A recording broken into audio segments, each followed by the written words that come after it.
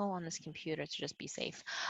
Okay, so the class, the semester is broken up into 3 different and distinct sections, the way I like to break it up. The first third, which is stuff that we've now covered, it's all different types of law. So we talked about criminal law, we talked about civil law, we talked about intellectual property, we talked about real property, we talked a bunch of that stuff. The second third, which is what we're going to be talking about this week and for the next 2 or 3 weeks, it's all about like contracts, the basis of contracts. The last third of the semester is when we talk about business formations, corporations, agency, partnerships, and things of that sort. So there are some things that we are going to be building upon that when I talk about now in the context of contracts should hopefully sound familiar to you because we've touched upon it before. So there's different areas of law that build upon each other. And that's why I kind of break up the syllabus the way that I do. And so you're jumping from one chapter to the other because I feel like it'll make sense at the very end. So the chapters we're going to be talking about today, as in accordance to your syllabus, it's chapter 9, 10, and 11. So it's only 3 chapters. Chapter 9, I think it's like the shortest chapter in the entire semester that you read. And it's really now just taking a look at contracts. So we're going to start out nice and slow, and we're going to talk about the different types of contract. As always, when I tell you to write it down, write it down. If I say this is a listening and learning thing, that's exactly what it is. So when we talk about contracts, we're talking about an agreement, really, right, between 2 people, 2 entities, and there's actually certain elements that have to be in a contract in order for it to be considered a contract, a valid contract. But again, even taking a step back, what area of law governs contracts? And this is all listening stuff, by the way. Well, it's not like criminal law where it's statutory, where it's written down somewhere where you can look up the definition of murder or robbery or anything like that. When we talk about contracts, it's really very fluid, and it had been very fluid. So what happens if a contract dispute happens in one jurisdiction, it could have a very different outcome than if it happened in a different jurisdiction. So there, in 2012, which is not that long ago, the ALI, which is the American Law Institute, they began this that was my son. They created this thing called the Restatement of Law, and they basically try to bring some kind of uniformity to laws that dealt with contracts. And so they would divide it up in like maybe things that have to do with sale of goods. They would have a type of law that applies, and then a different type of law when it's not so much a sale of good, where the service was the underlying principle. So that's the Uniform Commercial Code Article 2 developed by the ALI. Again, just kind of like a little bit background information. So when we talk about contract and the sale of goods, you have to know what goods are. So what do you think the word goods are? When I say goods, I'm not asking if you're good and I'm good. No, what does goods mean? Not benefits. It's yep, John. Non-real property. Non-real property. It's tangible items. Somebody also wrote it. It's tangible stuff. It's personal property. That's tangible things that you can touch. So again, we're not talking about promissory notes. We're not talking about stock certificates. We are talking about tangible personal property. So it is the TV, it is a car, it is a textbook, it is a notebook, it's a pen, it's eyeglasses. It's tangible personal property. And when we talk about the sale of goods, it's that exchange between 2 parties. It can be between multiple parties, but for our sake, let's just think about 2 parties, and they're exchanging it. We're not talking about gifts. We're talking about the sale of goods. Now, the sale of goods can happen in all different ways, right? There's a barter system. You can also sell it. We're going to talk about those different types of sales in a little bit, or those types of exchanges in a little bit. But I want you to kind of recognize, this is kind of like a puzzle or like something that I think it's always fun. I want you to write this down. All contracts are promises. Okay, all contracts are promises, but not all promises are contracts. I'm going to say it again. All contracts are promises, but not all promises are contracts. And I'm going to delve into that in a second. Now, promises, hold on, I have to scream at the kids. Let me silence myself.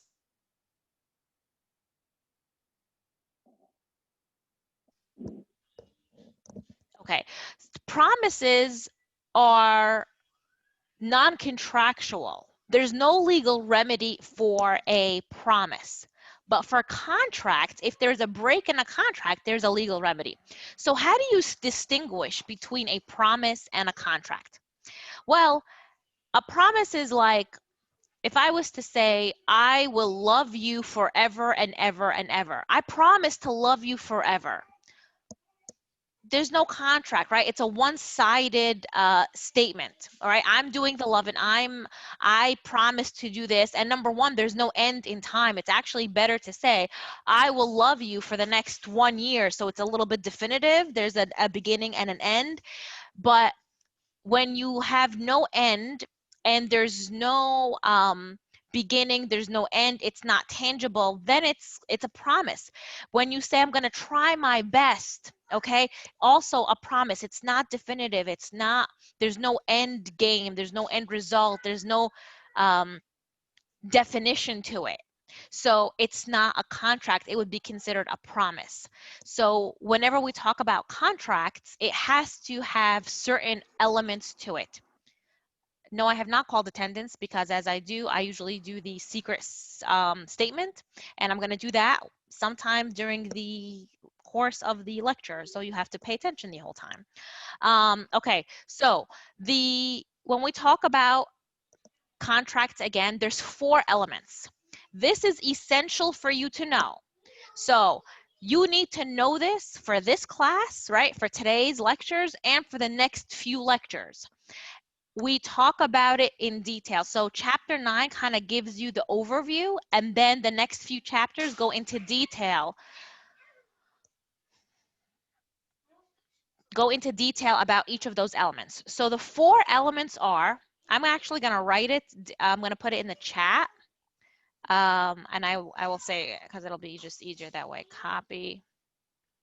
Where is this chat thingy? Hold on. Chat. Okay. Okay, so the 4 elements of a contract are, number 1, mutual assent. Mutual assent means, and the definition I included there are, the parties agree, right? The parties agree to enter into a contract. So they both have to either through conduct or through words indicate that they have an intent to enter into a contract with one another. And how do we do this? It's shown by offer and acceptance. When somebody offers something, the other side accepts it, then we have the element of mutual assent. Number 2 is consideration. Each side has to have a benefit or incur a detriment, right? So the best way I like to explain this is, let's say you wanted to buy my pen, okay? So if I give you my pen, what do you get?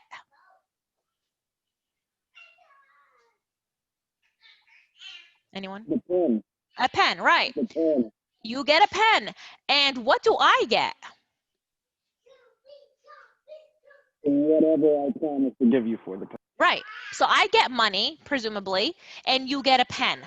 I lost my pen. I no longer am in possession of my pen. You are in possession of a pen, but you lost money. You paid money. So each side benefited and lost something. Okay, so that's consideration. Legality of the object. The purpose of us entering into a contract must be legal. okay? We cannot enter into a valid contract over an illegal substance. So if I wanted to hire you to kill someone for me, and we enter into a contract, a verbal agreement where I was going to pay you X amount of money and you were going to take care of this person that I want you to get rid of. Let's say you hold your end of the bargain and now you want me to pay you. You won't be able to sue me in court for breaching my contract. Why? Because the subject matter that we entered into is what? Illegal. It's illegal in nature, right? We cannot enter into contracts to do illegal stuff. Okay, I love that one. That's my favorite. The last one is capacity. Now, capacity may sound, again, ring a bell, but again, to kind of go over it, when two people enter into contracts with one another, they have to have mental capacity to do so. So when we talk about mental capacity, we're talking about adults who are mentally able to enter into a contract. If somebody was adjudicated as not being mentally capable of entering into a contract and you enter with them anyway, it can be voided. And it cannot, with minors, it's fun, it's a little different. With minors, you can enter into some contracts depending on what it is. But generally speaking, it's not a good idea to enter into a contract with a minor because there's ways that they can get out of it.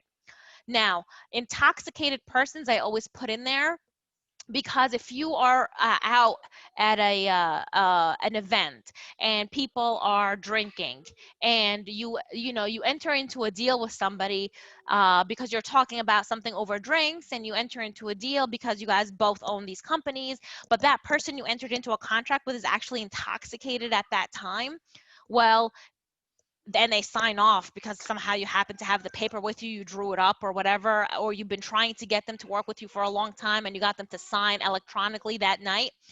Well, if they did not have the mental capacity to enter into a contract with you, that can also be voided, okay? So just because you get somebody to do something while they're intoxicated, inebriated, or whatever it is, it doesn't mean that it's gonna withstand the contractual obligation. Hold on one second.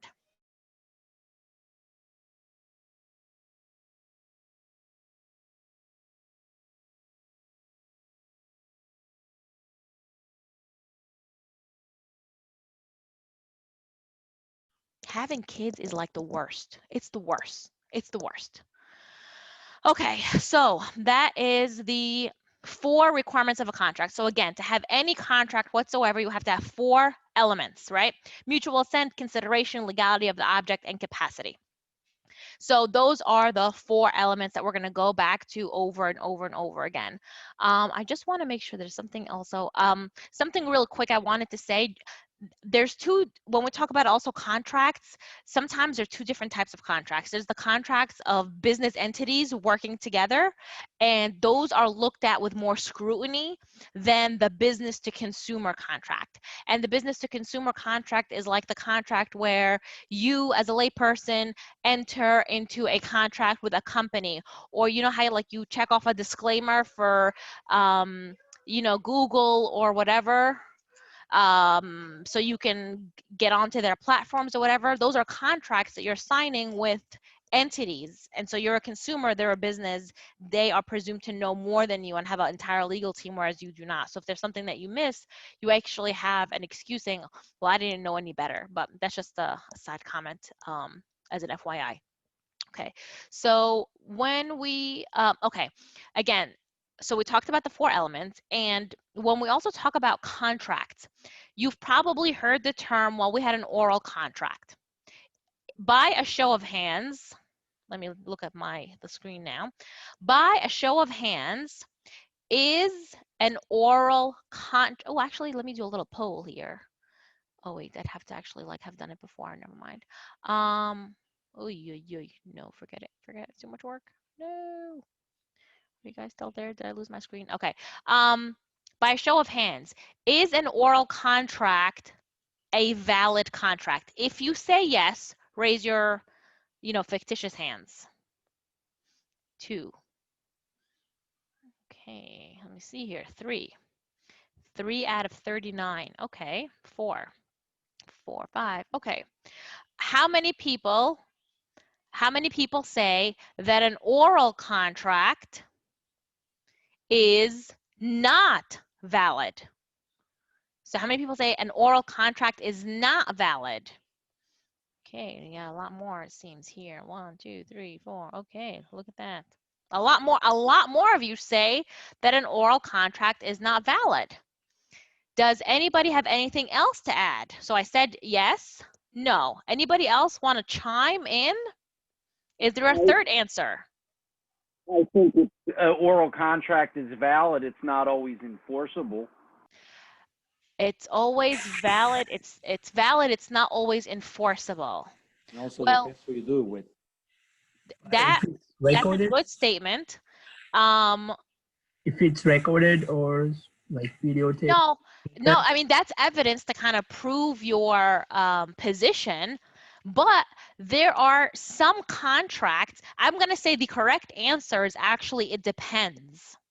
It depends on the specifics of the oral contract. Sometimes it could be very well valid on its face, regardless of whether or not we're talking about having it recorded or anything like that, because there are some contracts that if you entered into, even with a voice recorder or a videotape, it's not valid unless there is a writing accompanying it. Why?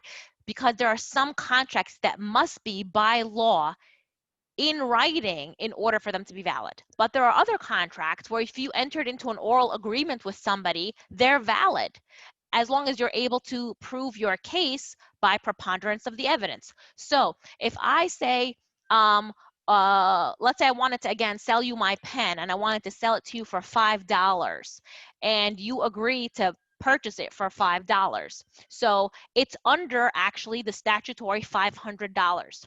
So when there is an oral agreement and the amount is $500 or less, it could be orally conducted.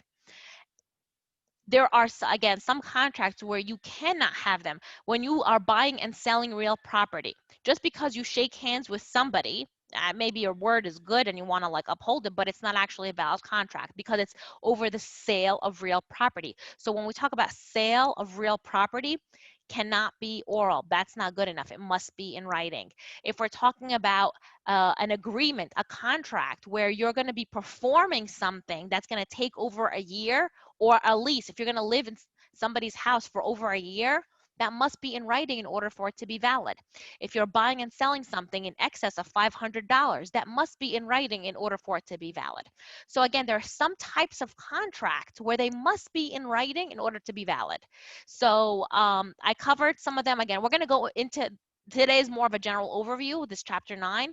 But now I hope you're at least like thinking about these things. Is there a question? I'm studying real estate right now, and I just had a question. Sure. Would an implied contract be a type of oral contract? Give me a more specifics when we talk about an implied contract. Is it like an offer of sale? Well, I have the definition. It says a legal substitute for a contract. It says it's not written or spoken though, so I'm not sure. So an implied contract, we actually talk about implied contracts in our semester. So an implied contract is kind of like the circumstances dictate that you can imply a contract should exist. Because I winked at you when you said you were going to sell me your car and I said I'll buy it. So is my winking considered an implied contract? If I shake your hand, is that considered an implied contract? Okay. Personally, I don't think I have big opposition, great opposition to things that are not in writing. Mm-hmm. Even oral contracts, I'm not a fan of at all. At all. And I'm not going to put you on the spot, so if you want to, you can mute yourself. But why do you think I hate oral contracts? What sucks about oral contracts? People can back down. People change their mind. People change their mind. Okay, what else? Lots of hearsay. Okay. Or they can back down from a People can deal. misconstrue. You can back down from a deal. People can misconstrue. That's Yep. what you're trying to say? Yeah. People can misconstrue what actually happened. They can make it up, or they may just plain forget. I don't remember what I did yesterday. Am I going to remember the facts or the specifics of a case? If I don't write everything down, I'm going to forget. So even if it's not a bad intention, people can just forget. So why are you going to rely on memory, right? The other thing is misconstruing something, right? If I say to you, hey, I'm selling my car for $10,000. I'm interested I'm interested in selling my car for $10,000, and does anybody want to buy it? And somebody says, yeah, I'm going to buy it. I've seen your car before. I'd like to buy it for $10,000. Okay, great. We'll draw up the contract. Now it's in writing, and I'm selling you my car, except I have two cars. The one that you intended to buy is not the one I intended to sell. Now, when I said I was going to sell my car, it's my car. You've seen it before. Maybe you just assumed incorrectly of a particular car, right? So sometimes misinterpretation happens, or sometimes the facts are not all clear. When I was in the private sector, I drafted contracts. That was something that I did for a living. And there was a company, there's a group of guys who wanted to start a business. And I don't really care about how they run the business. My job was to give them scenarios, all different types of scenarios as to what if this happened, what would you do? How would you handle the scenario? So everything they have a chance to kind of think about and then come to an agreement on how to handle things. One of the simplest things is if one of you dies, there's 4 owners. If one of you dies, how is that person's share going to be handled? How is their interest going to be handled? There's different ways to go about it, right? Is it going to be go to their heirs at law? Does it have to be sold back to the other 3 people? Can the heir at law sell it to somebody else? Can the heir at law join the company? Can they sell it to an outside party? Is there a fair market value of that? Is it the price that then can be purchased from when the business started, right? So you give people an opportunity to really think things through and be as definitive as possible. That's how you have a good contract, right? Where you think about as many different scenarios as possible. One of the things I also picked up in my law practice was it's a good idea to write, it is the intent of the parties to do X, Y, Z. Because sometimes when you write something in legalese, it could get a little confusing, right? Sometimes there's construction issues with the language and how it's written or where a comma is. So if you supplement that by saying it is the intent of the parties to do X, Y, Z, you try to make it a little clearer. Why is all this done? It's not for when things are actually working fine. It's for when things go wrong. That's why it's important to have a good contract, because when things go wrong and now you're about to go to court to sue somebody, you want to have as much of an understanding and as much of specificity as possible. So that's why I'm a big fan of having things written down as much as possible. Okay. I delved a little deeper than I wanted to, but that's okay. The next thing I want to go over is Steinberg versus Chicago Medical School. Who read that case? Who would like to tell us about it? This is the case where this gentleman Steinberg applied for an admission to the Chicago Hospital Medical School. I'm sorry. Yeah. And the first year as a student, he paid, I think it was an application of $15. Correct. And the school private education, I think, rejected his application. Right. And this gentleman, I think, brought actions to the school and claimed that they should have been evaluated. His application should have been evaluated. And do you remember what the criteria was when he applied? You're doing good so far. I'm going to help you a little, okay? Okay. Okay, so when he applied for medical school, the medical school application said they're going to be looking at X, Y, and Z factors. So he applied based on the representation that they were going to be looking at X, Y, and Z factors. He paid his $15. Then he finds out that it's not that they're not looking at X, Y, Z. They're actually looking at X, Y, Z, A, B, C. And those other factors were, you know, family history, whether or not you had a family member that went to the school, financial abilities.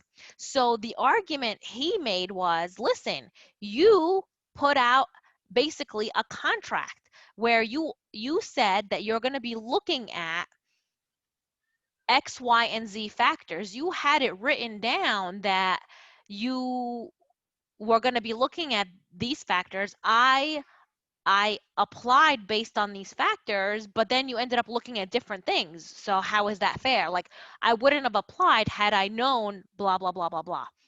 So that I see hands up. I'm going to call you in a second. But the idea of it is when you enter into something, a contract, it's all about that consideration when you want to make sure that the two people have that same understanding, that I'm applying and I feel like I'm a good candidate because you're looking for these qualities in a person and I possess these qualities.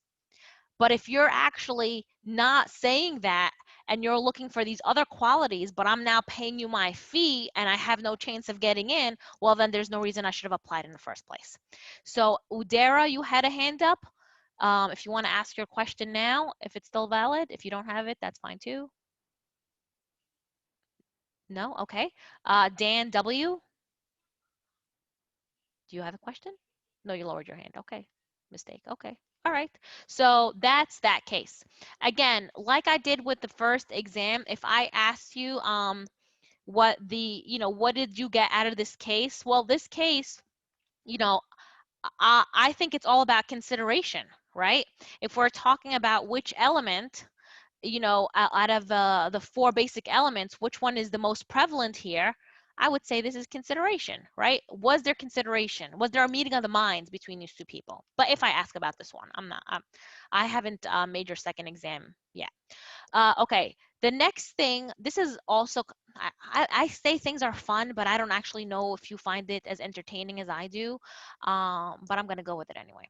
So when we talk about contracts, there are different ways to actually classify contracts. So whatever do you mean, Professor? Well, let me tell you. So there's four different types of classifications that the book mentions. I care about three classifications. I'm gonna put them in your chat now. That way you know the ones I actually care about. Not that I don't care about them all, but these are the ones I actually I care about.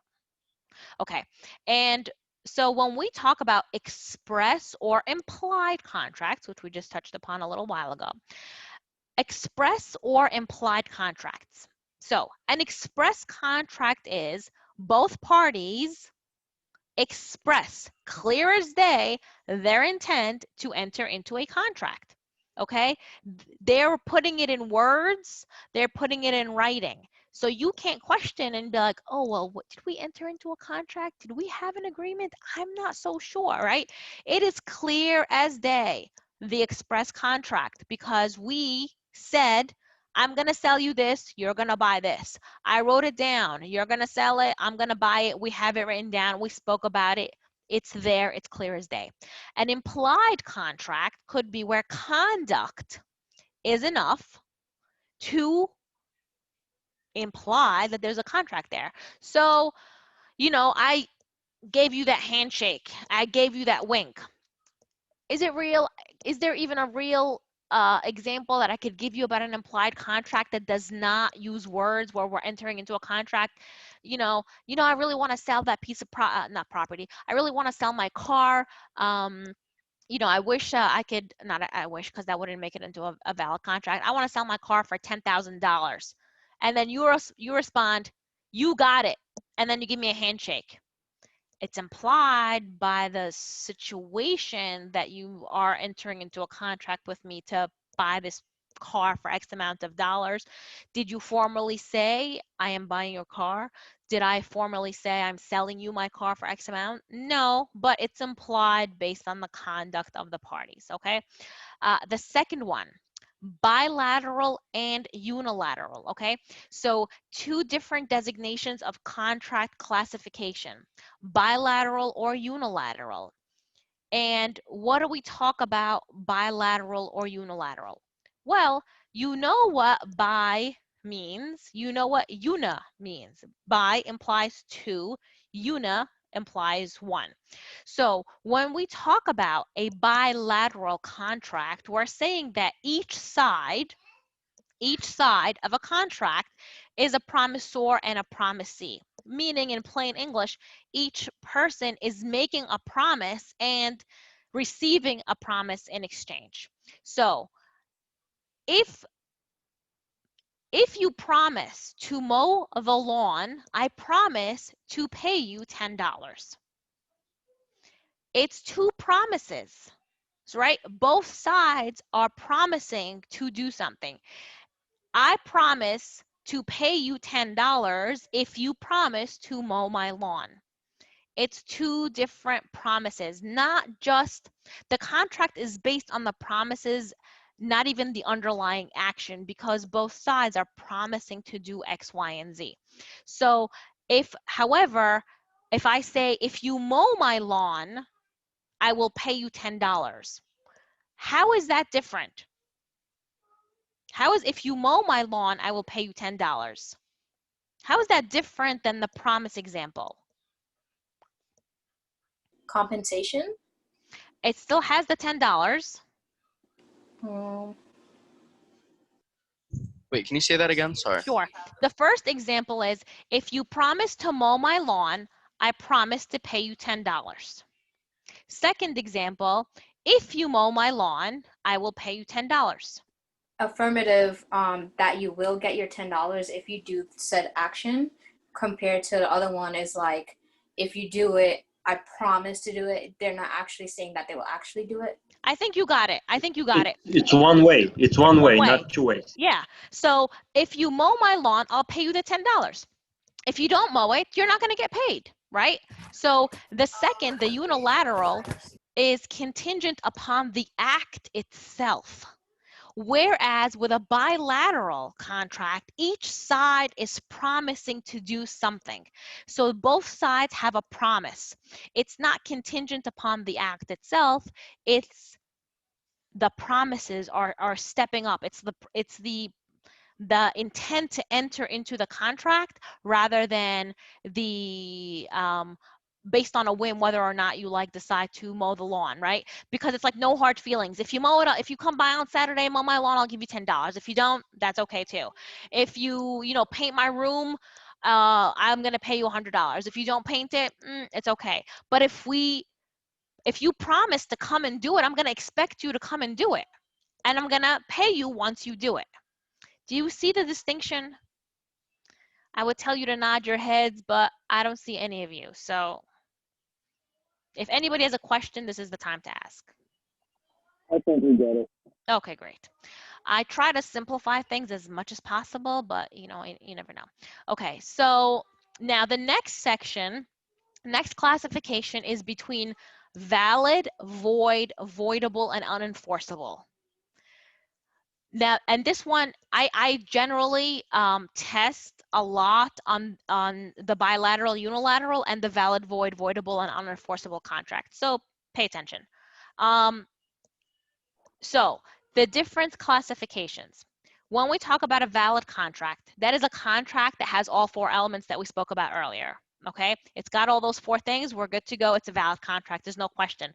Whether or not somebody breaks the contract and there's a remedy, that's a different situation. We're just asking whether or not it's valid on its face. Now, a void contract. A void contract is an agreement that doesn't have any legal effect whatsoever. It's not even a contract, right? Because it's like entering into an agreement with an incompetent person. The incompetent person did not have the mental ability to enter into a contract. So you did not have the capacity element of the 4 elements. So if you don't have all 4 elements, it's not a valid contract. It's a void contract. It's void. It's no good. It's bad. If you don't have all 4 of them, no good. Okay, so valid, you have all 4 elements. Void, it doesn't have a legal effect because it's not a contract at all. Voidable, that's where people get confused. A voidable contract is a contract that is valid. However, it could be voided. What's the best example of that? If you enter into a contract with an inebriated person, somebody that was under the influence, right?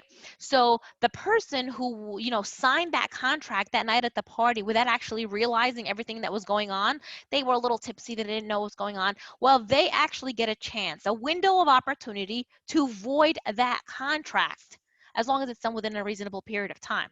So it could be on its face valid, but it could also be voided based on the circumstances. So that's a voidable contract. An unenforceable contract is a contract where the law does not provide a remedy. So it doesn't comply with the statute of frauds. And the example I like to give with that one is you entered into a oral contract, right? So you have all 4 elements, but you entered into an oral contract over the sale of real property. Well, remember I said you cannot enter into an oral contract over the sale of real property because it's not enforceable.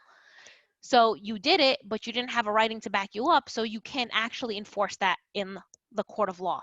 Let's say you entered into a contract with somebody over an oral contract over an item, sunglasses that were worth $1,000, or some kind of like luxury bag that was over $5,000, and you didn't have it in writing, so it's not enforceable. If you go to a court of law to try to enforce it, the court's going to say you don't have any writing to back it up.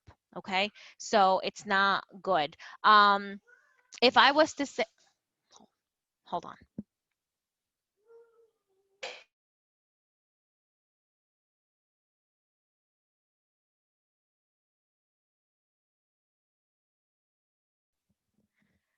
Where do you think if you entered into a contract with somebody over the sale of an illegal substance, which one do you think that would be? Is it a valid contract? No. Right? No. Is it a void contract? Yes. Yeah, it's void because you're not allowed to enter into contractual obligations with somebody over something that's not legal, right? So if you don't have a legal element to it, then it's not going to work.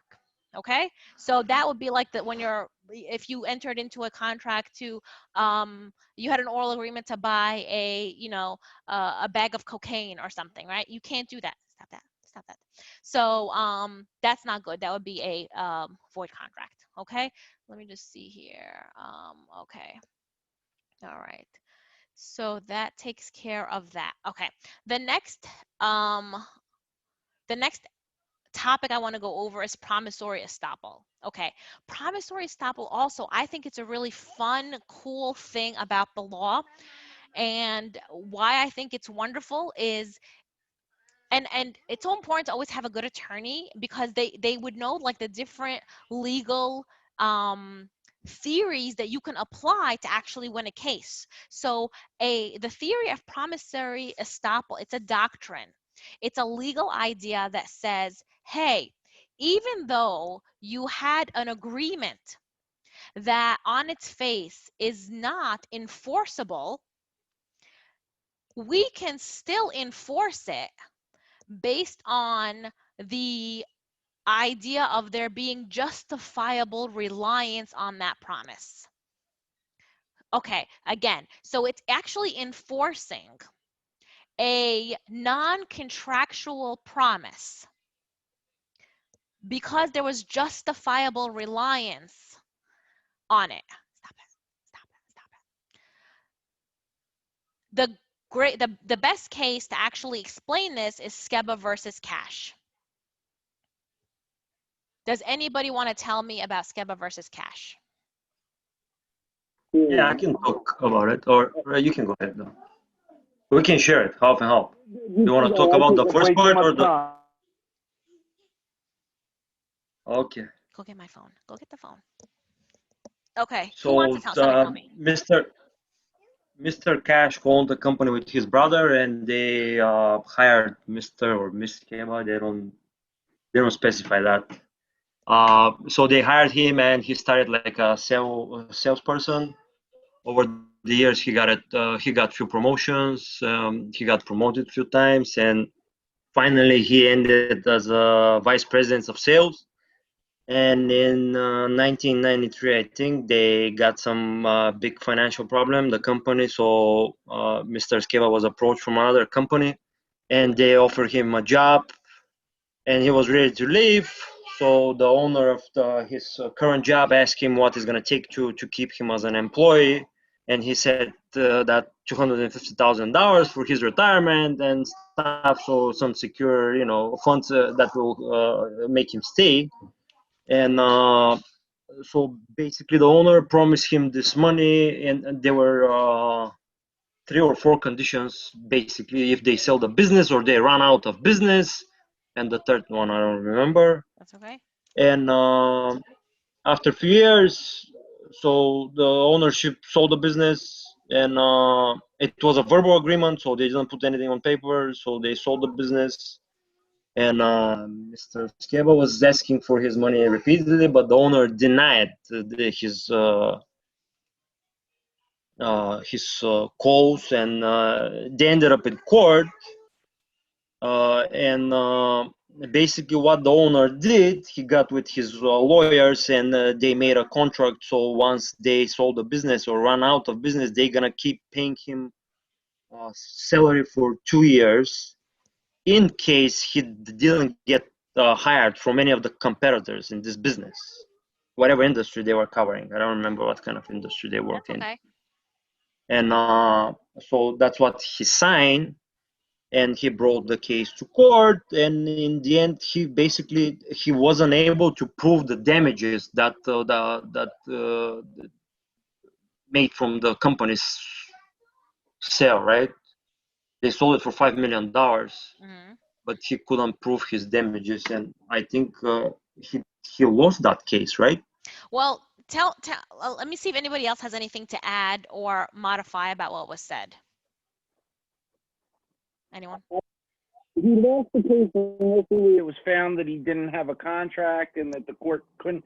They found for him in the amount of $250,000, but then I guess it was voided because they weren't able to determine actual damages based on the amount. But then it looks like it was reversed on grounds that the primary court misread Hoffman, I think it is.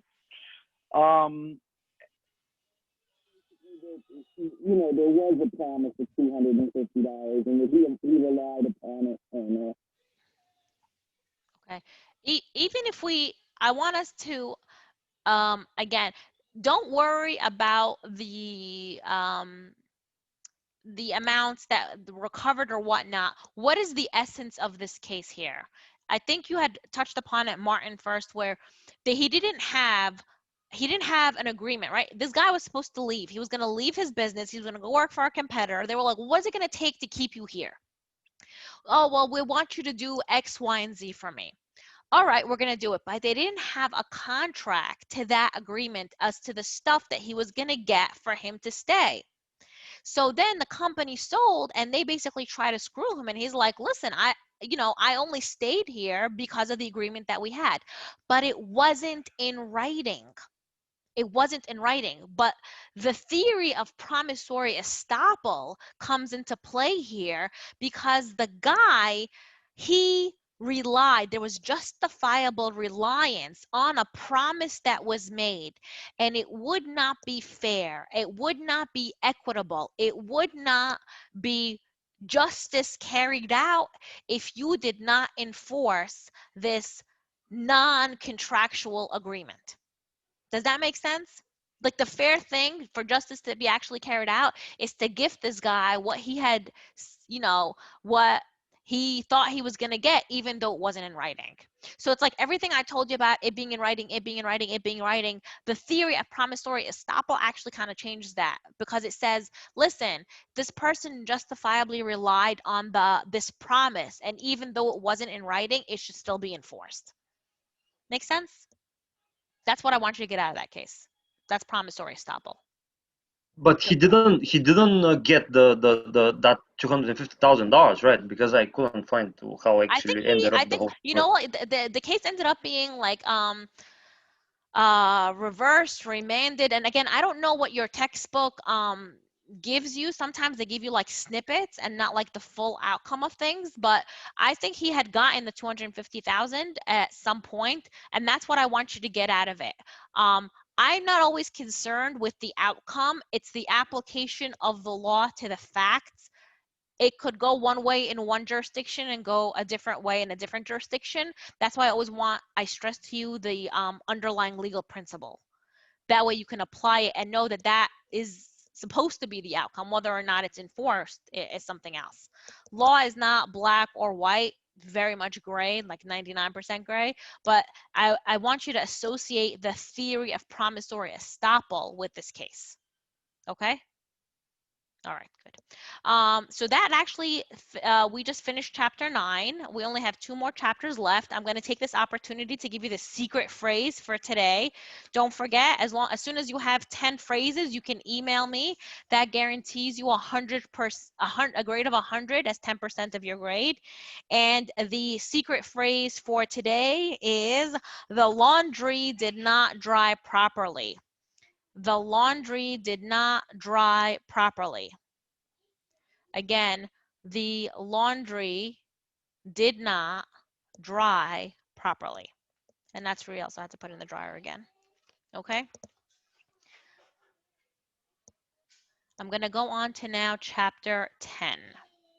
So chapter 10 focuses on the element that we spoke about in contracts, the first one, which is mutual assent. So now we dig a little bit deeper into mutual assent. And what do we say about mutual assent?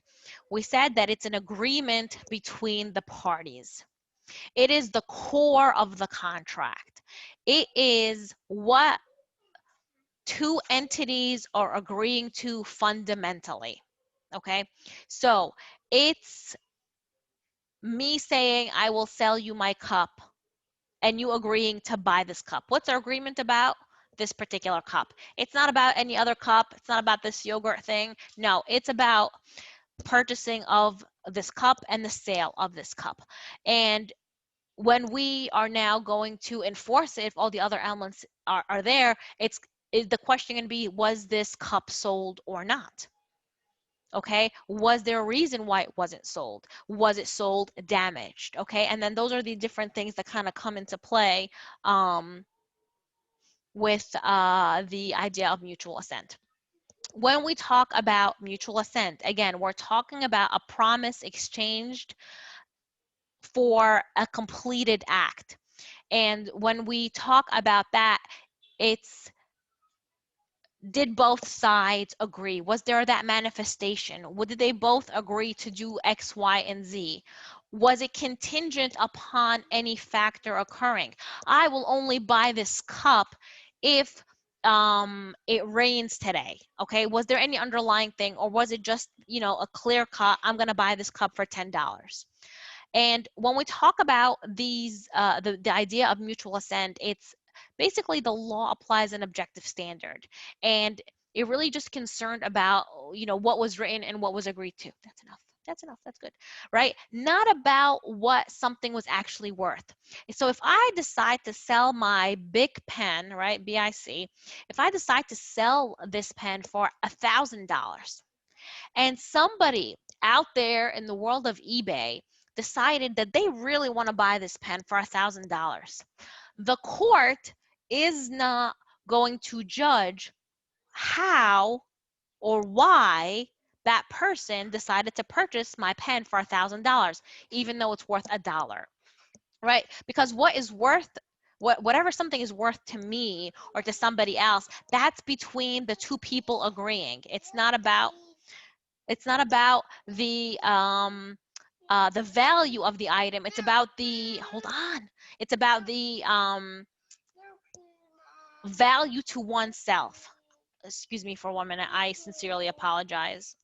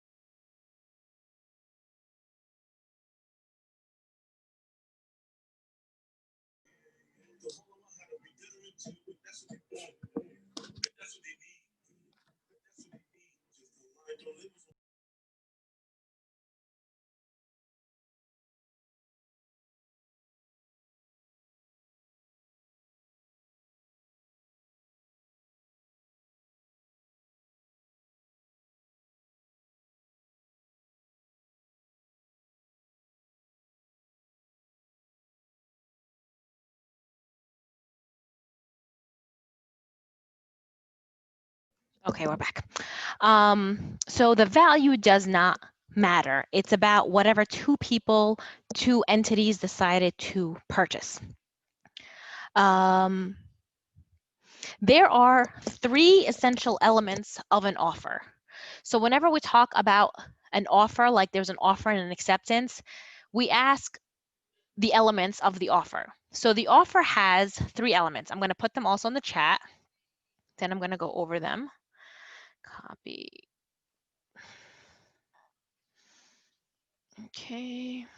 Okay. So in order for there to be an effective offer, it has to be communicated to the offeree, the person receiving the offer. There has to be an intent to enter into a contract, and it has to be definite and certain. The terms have to be definite and certain. My favorite is the whole communication aspect one, right? So I always like to give this example because I think it's fun. Let's say I'm working and I have this legal assistant, and my legal assistant does a wonderful job. She comes in before 9 o'clock. She works all day long. She locks up. She stays even at work after I leave. She goes and works on the weekends on her own time. She'll send out emails to me at night about things we have to remember for the next day. She's an exceptional employee, right? So then I say to myself, now it's let's say Friday afternoon. I sit at my desk and let me see here. I'm going to get my trusty pen and my notepad, and I decide to write, "Dear Alex," that's my employee's name.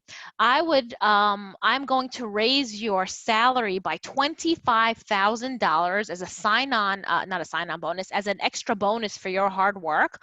Plus, I'm going to increase your salary by 10%. I sign it, Irene Beckett.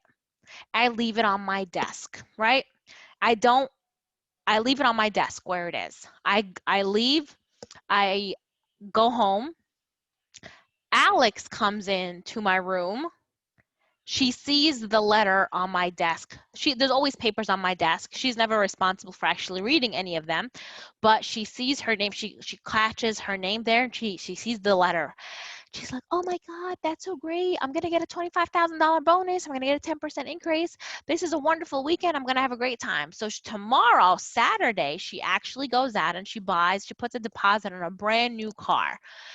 With her $25,000, she's going to buy some kind of fancy car. I don't know what's out there. I don't know how much cars are, but she buys a fancy one for that $25,000.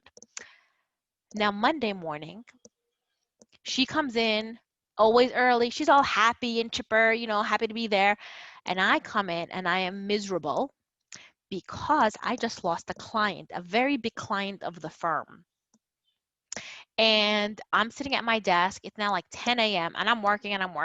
Now she comes in. She's like, "Oh, I took care of this. I took care of that. I took care of this for you." Okay, great. She's like, "Is there anything that you want to tell me?" I say no. She's confused. Does she get the $25,000 bonus plus the 10% increase? Yes or no? No. Um, Somebody said no. Give me not, why. Yeah, because it's not, signed. not until you make it official, I guess. Why? What did we just talk about? Offer.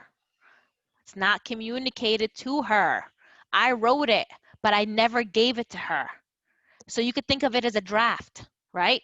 I never sent it to her. I didn't show my intent to actually give it to her. I never mailed it. I didn't email it. I didn't leave it on her desk. It remained on my desk. So that first element of an offer communicated to the offeree is not there. So we don't have an offer. There's nothing for her to accept because the first element of an offer was not there. Make sense?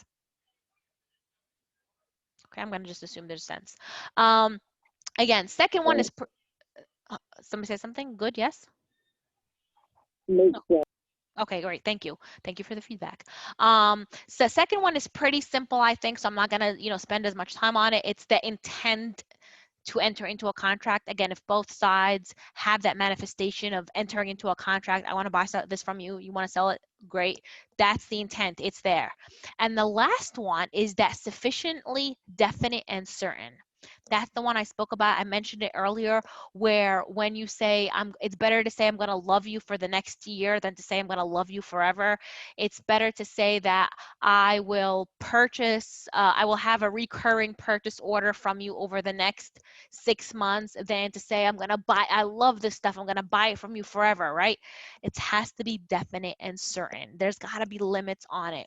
So when we have that, then if you have 3 elements, then you have that essential elements of an offer. Now you have the offer and acceptance element. And what do you need? That's the first one out of the 4 to have a valid contract. So the contract, we're really breaking it down, the nitty gritty, right? So to have a valid contract, you have to have those 4 elements. In the first element, which is mutual assent, you have to have the 3 subcategory elements of the offer itself.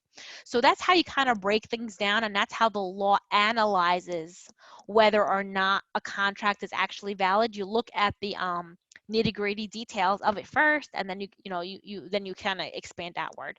Because if these things are not there, you don't have a valid contract, and so a lawsuit can get dismissed on its face because those things are not there. So we took care of the communication aspect. Okay. One of the other things that I want to discuss is the reasonableness of an offer, right? If I say to you jokingly, take that back. I'm going to sell you the Brooklyn Bridge. I'm going to sell you the Brooklyn Bridge or the Verrazano Bridge. I'm going to sell you the Verrazano Bridge for $10,000. And you say deal, and you give me $10,000. Can I really sell you the Verrazano Bridge? No, I can't. Number one, it's not mine, right? So I can't sell you something that's not mine. And it's a joke. If I had, what's a really expensive car? What's out there? Give me a super expensive car. Bentley. Bentley. If I say I'm going to sell my Bentley to you, my 2020 Bentley, I'm sure it's got a bunch of letters after it, for $5,000. Is that a reasonable offer? Is that a reasonable sale? Is that something that a person who knows things about cars, or a reasonable person, is that a legitimate offer and acceptance kind of thing? Is that a legitimate contract? No, it's No, out of right? the realm of possibility. Yeah, so you're not gonna be able to say, oh, here's my $5,000. If you don't sell me that car right now, I'm gonna take you to court, because a reasonable person would know that that's a joke, that that's not real, that that's not happening. So that's the reasonableness aspect of it. Sometimes things are a little funny. When we talk about, let me just check the syllabus here, blah, blah, blah, blah, blah, blah. Okay, when we talk about preliminary negotiations, right? Sometimes you see things advertising in stores, circulars that people, sometimes people, like for, what is it? Not Good Friday, Black Friday, right? You see advertisings from Target, from Best Buy, from all these other stores that advertise incredible deals, right? And now if you go there, you stand online, you go to the store, you go there after you waited all night long, but the item is not there. And you're like, well, we had a contract because I saw it in writing and I came. Is that a contract? I'll just answer for you because It is, No, right? it's not. There was that one case I can't against the Minnesota store. It's not. Correct. It's an It's not. actual offer. It's just an offer. And advertisings have special classifications. So it's not an actual offer, an acceptance thing where they're obligated to have it. But I want you, next time these circulars come out for Black Friday, what month are we in? September? We're going to see it in 2 months, right? Although who knows with COVID if they're even going to like do it because they don't want lines and crowds and stuff. It's always going to say what? While supplies last. So they may have like 2 TVs for like $100, right? While supplies last. If you're not that first or second person, you're out of luck and too bad for you. But again, it's an advertising. It's not considered an offer. And the next case, Lefkovitz versus Great Minneapolis Surplus Store, kind of talks about that. So who wants to tell us about that case? Anyone? So that's the case that it was published and through a surplus in a radio in 1956, where I think it was in the morning, I think it was 8 a.m. was they were giving basically away 3 brand new fur coats that were worth $100, and basically there was the first come first serve, and this gentleman was the first one to show up in there. But then when he was there, he was told that the house rule was offer an intent to a woman, not to men. So I don't think when this was proposed was not specified. So I believe the following week, something similar was published for sale, and this gentleman was again the first one to be there. Yeah. And once again, I think the store came out with some other story. They said that the house rules, so it's just for women only. You can't Right. be here. So he ended up suing, right? He ended up suing, right? That's what we do. And what happened after he sued? Do you recall? I He don't won think $138 or something like that. Yeah. And what was the price for? That was the price for the fur coat, right? Yeah, they were offering those fur coats worth $100 for $1, 3 of them for $1 each. So. Right. So he actually was able to. The court said, well,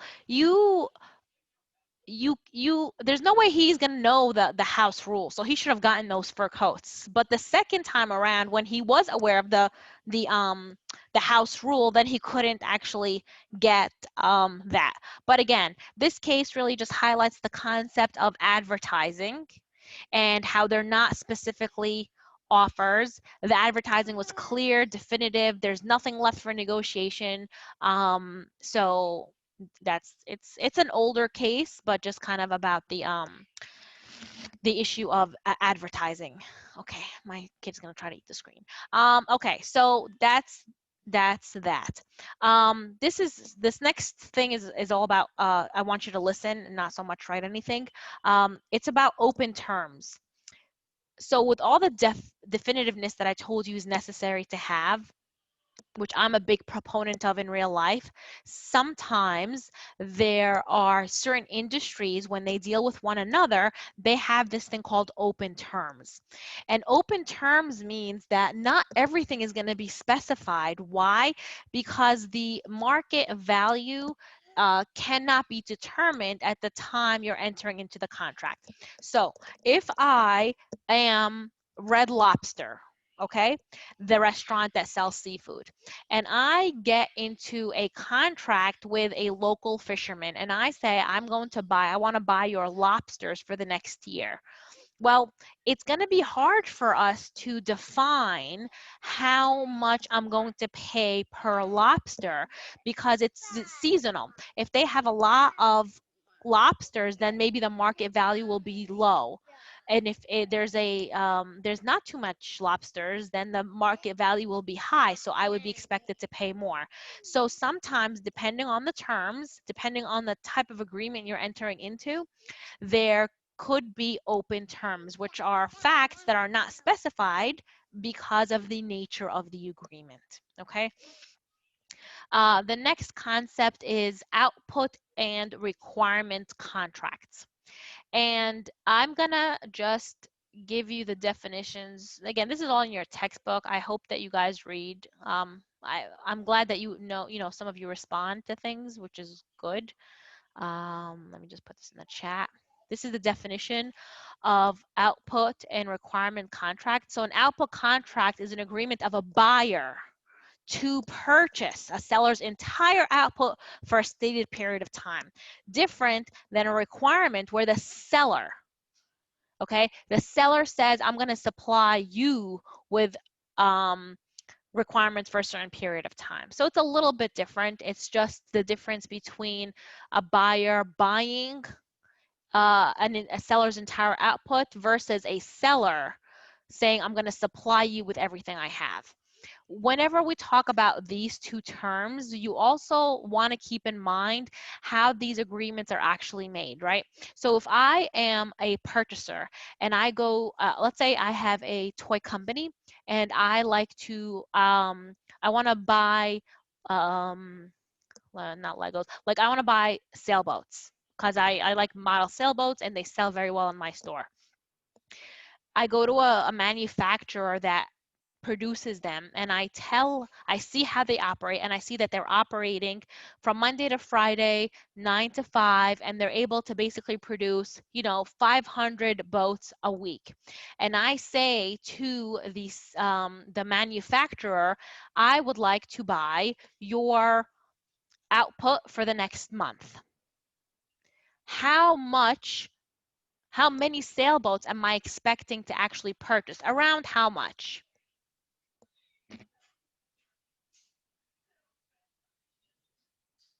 I will do the math for you. If they produce on average 500 a week and I say I want to buy it for the next month, I'm expecting to buy about 2,000 a month. But now that I said to this manufacturer that I want to buy whatever you produce over the next month, let's say they decide to ramp up production, right? Because they haven't had anybody buy anything from them in a long time. And they're like, listen, instead of us working, Monday to Friday, 9 to 5, we're going to be operating 24/7. So instead of them producing 500 sailboats a week, they've now multiplied their output by actually 3 times. So now they're coming up with 1,500 boats a week, meaning for the month they're making 6,000, and they want me to buy that 6,000. Is it reasonable that now I'm forced to pay the 6,000? The answer is no, it's not, because I expected to purchase approximately 2,000 based on the market conditions that I observed, right? The fact that they decide to now up their production so I could buy more, it's not fair to me as the purchaser. So you always want to just kind of be aware, maybe have an average. I'm a fan of definitiveness because I think it just makes it easier if there is a dispute or a dispute arises, okay? So that's that. This is something I want you to write down. This is whenever we're still talking about offers, right? And so there's an offer to buy something or an offer to sell something.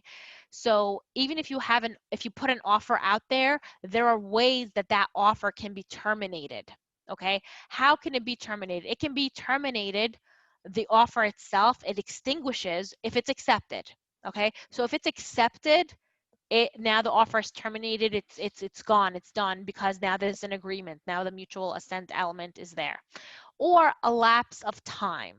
I'm going to just put this in the chat also. So duration. I'm just giving you guys all my notes, which I don't really usually like to do, but since I have my children, it's, try to move a little faster. Okay, so acceptance, lapse of time. So a prescribed period of time has now ended. So the offer is no longer on the table. Revocation. I said I was going to sell you my car for $5,000, but you know what? 2 days later, I get an offer from somebody else to buy it for $6,000. I revoke, I take away the offer that I gave you. You can reject the offer. I'm going to sell this to you. You reject it right away. No, it's no good. Counter offer. If you've ever watched Shark Tank, what do the sharks do? Counter offer, right? So sometimes they reject things, sometimes they counter offer, sometimes they accept what's out there. But a counter offer is like, I don't like those numbers, I'm going to give you something else. And now it's like a new offer. And then it's now like the tables have reversed, and it's up to the person who made the original offer to decide whether or not they accept it or not. Next, death or incompetency. So one of the parties dies. The person that's making the offer dies, it's no longer on the table.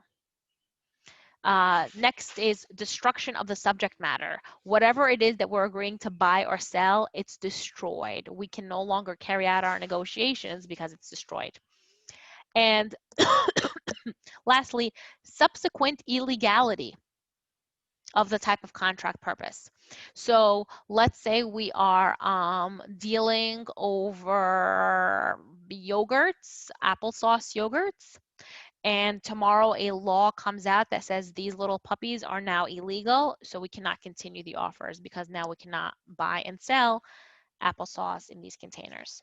Okay, so those are the duration of the offers. Next case talks about one of these elements. I'm not going to ruin the surprise for you, but it's Sherrod versus Kidd. Who read that one and would like to tell us about it? Anyone? You guys are doing great so far. Keep up the good work. Sherrod versus Kidd. Anyone? I've read it though, but I got lost in this circle because I don't know, I got lost in that GAL, I don't know what it is, organization.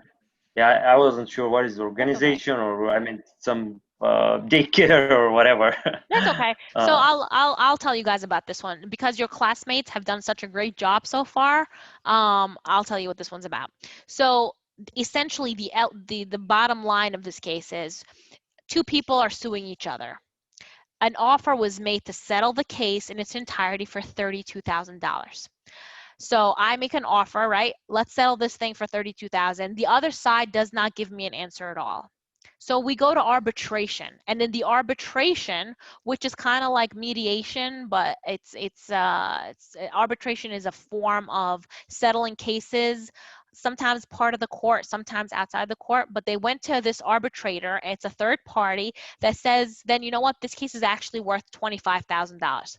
So then the people who never answered were like, no, we don't want the 25, we're going to take the 32. What does the court say?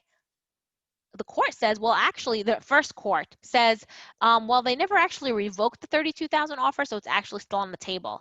It was appealed, and then it was reversed. Again, I never asked you about the reversing and all that stuff, but when you have an offer, it could only be there for a reasonable period of time. Once, even though they didn't say, yes, I accept it, or no, I reject it, the fact that they went through the arbitration process is essentially them rejecting that $32,000 offer. So then you can't go back and say, oh, no, I'll take that number, because it's actually higher than the number I was awarded.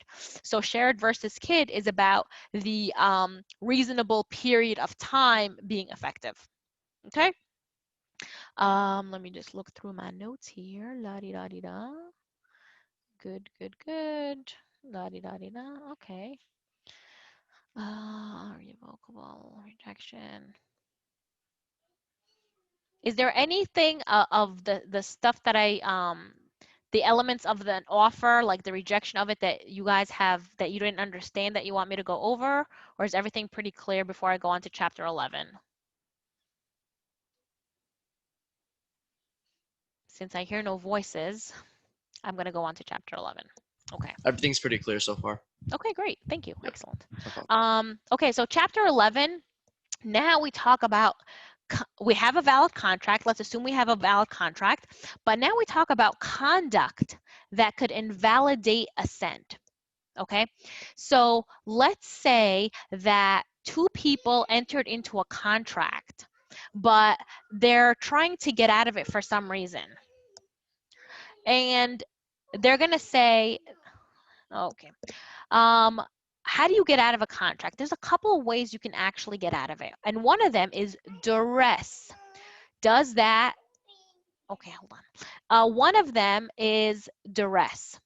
You've heard the word duress before.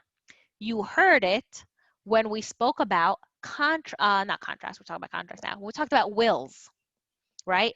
Duress is when you are, when you're being forced to do something really against your will. When there are threats that are being made against you, and so you have to enter into this contract now for this context because somebody's threatening you. Now, are they going to hold a gun to your head and make you sign this contract?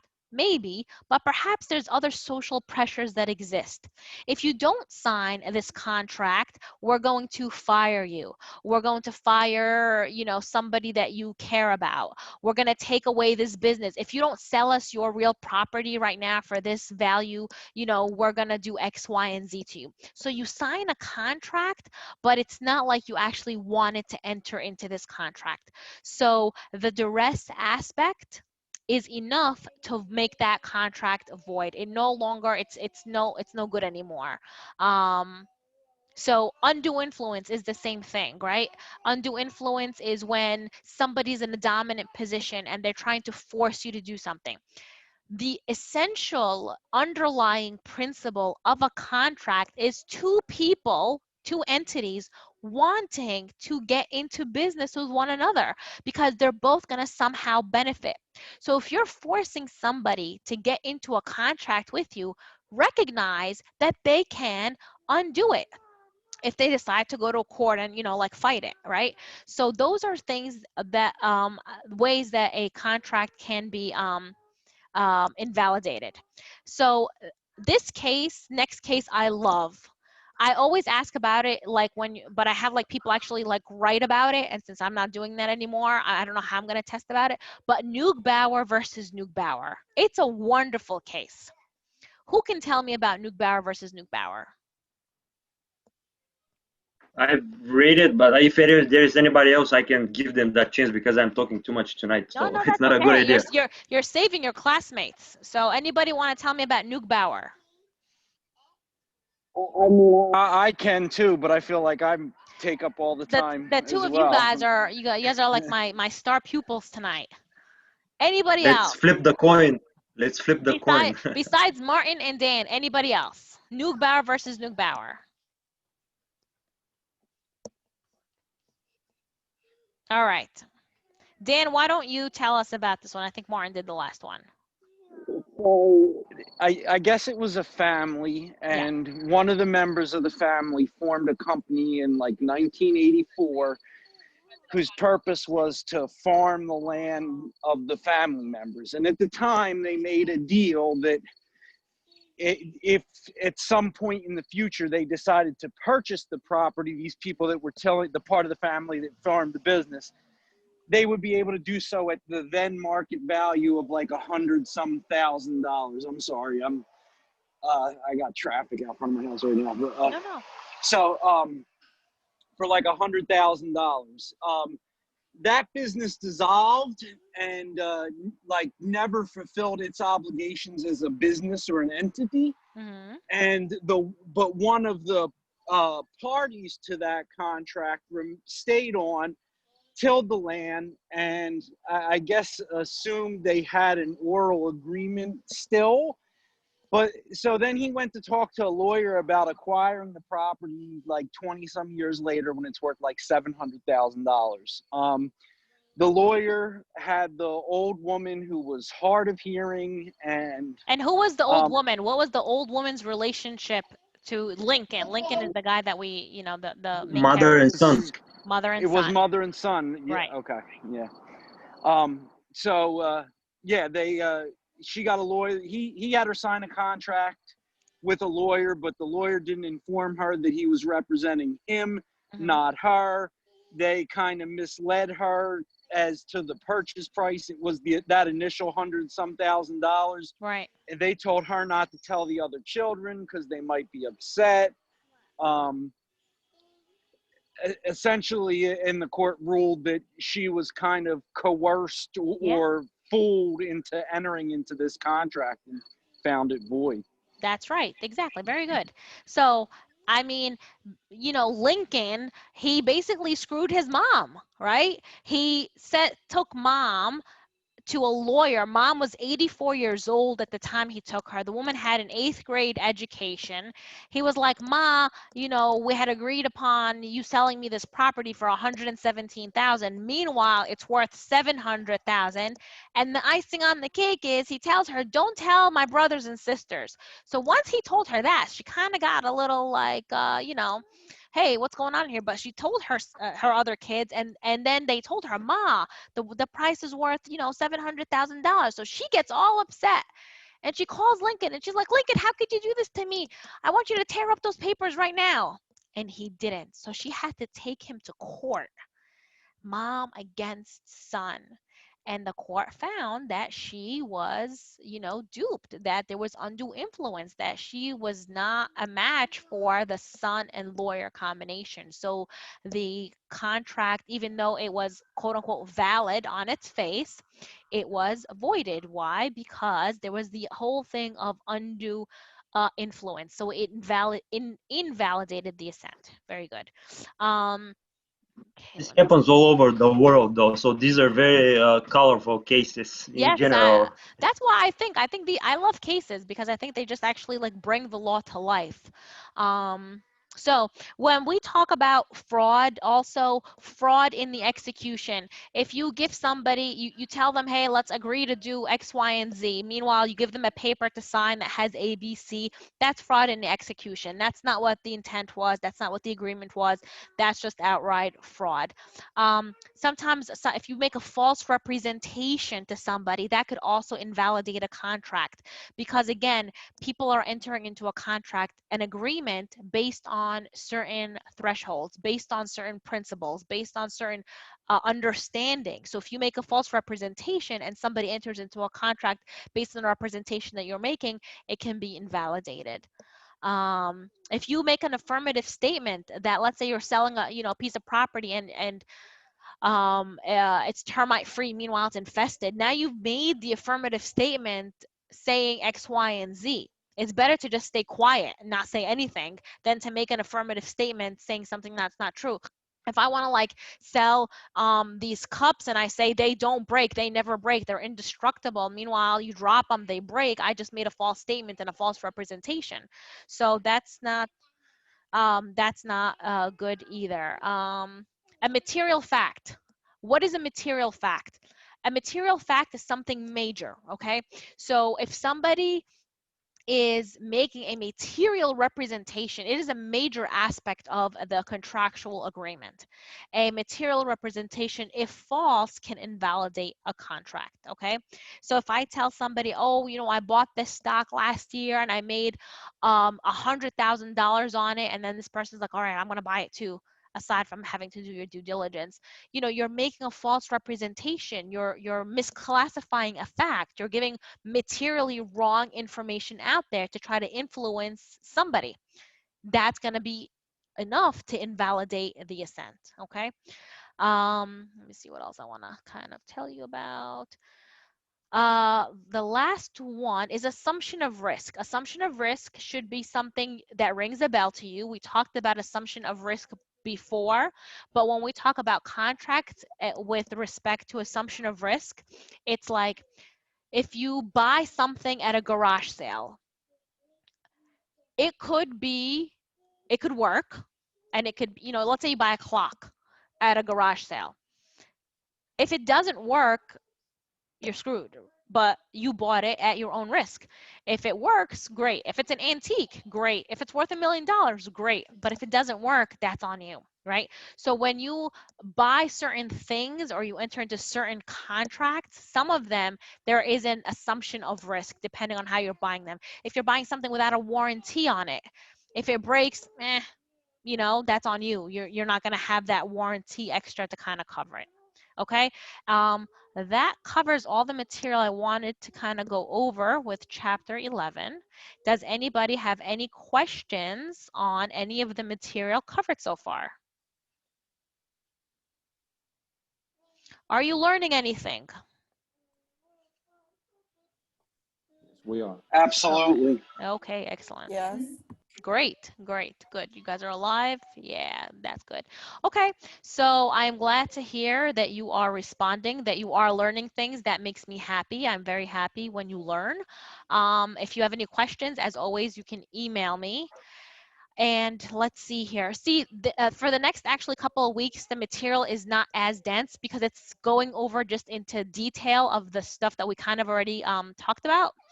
So it's not too bad, but generally speaking, the second exam people don't do as well as on the first. But I don't know. We're gonna see how it goes because it's gonna also be multiple choice and true and false. So that's all fine. So if you don't have any questions, I will say good night. Have a great evening. I am gonna take my little guy and try to put him to bed so I can relax for the I night. have a question. Is Sure. there any way that you can unlock the test so we can go over the mistakes that we made? Sure, I will try and work on that. I will try to do that for you sometime Thank this you. week. No problem. Appreciate it. Not a problem. Yeah, There that is would no be rush though. There is spectacular. no. Huh? Thank you. Good night. That would be great. Sure, I will do that. Not a problem. All right, have a Guys. good night, Professor. Good night, everyone. Thank you. Good night. Bye. Good night. Good night. Bye-bye. I did not take attendance. I did the secret message, so that's how we do attendance for the evening. So somebody did ask. I probably did the secret message around 7:15 or so.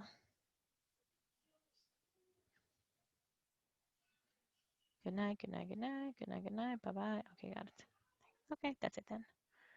All right, here we go.